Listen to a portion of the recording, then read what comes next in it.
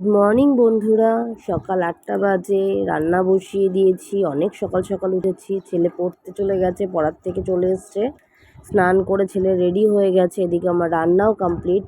ছেলেকে খাইয়ে দাইয়ে এখন আমিও রেডি হয়ে বেরিয়ে পড়ছি স্কুলের দিকে। তো সকাল 9টা থেকে 9টা 15-র মধ্যে আমাকে বেরিয়ে যেতে হয় স্কুলে। ছেলের স্কুলটা অনেক দূর, শিয়ালদা।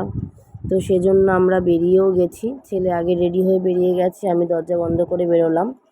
তো ভোলা দাঁড়িয়ে আছে টোটো নিয়ে। যেহেতু এত মারাত্মক গরম, বাইরে রোদের এত তাপ, তার জন্য স্কুটি নিচ্ছি না, টোটো করেই ভোলা দিয়ে আসছে। ঠিক আছে, স্কুটিটা এখন এই মুহূর্তে রোদের জন্য নিচ্ছি না। তো রাস্তায় এই মুহূর্তে এত জ্যাম থাকে যে আমার পৌঁছতে অনেক সময় লাগে। তো আমরা চলে এসেছি, আগে ট্রেনটা পাইনি, আমরা বসে আছি 2 নম্বর প্ল্যাটফর্মে। তো ট্রেন ঢুকবে, সবাই ওয়েট করছে ট্রেন ঢোকার জন্য।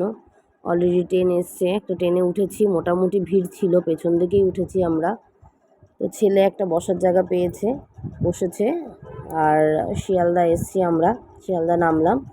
স্কুলের সামনে একটা মন্দির আছে, সেখানে ছেলে নমস্কার করলে স্কুলের মধ্যে ছেলেকে দিয়ে যতক্ষণ না দিতে পারছি ততক্ষণ শান্তি লাগছে না, কারণ এত রোদ। ছেলে একটু ছাওয়াতে গেলে আমার মন শান্তি। তো ছেলে চলে গেল স্কুলের ভেতরে।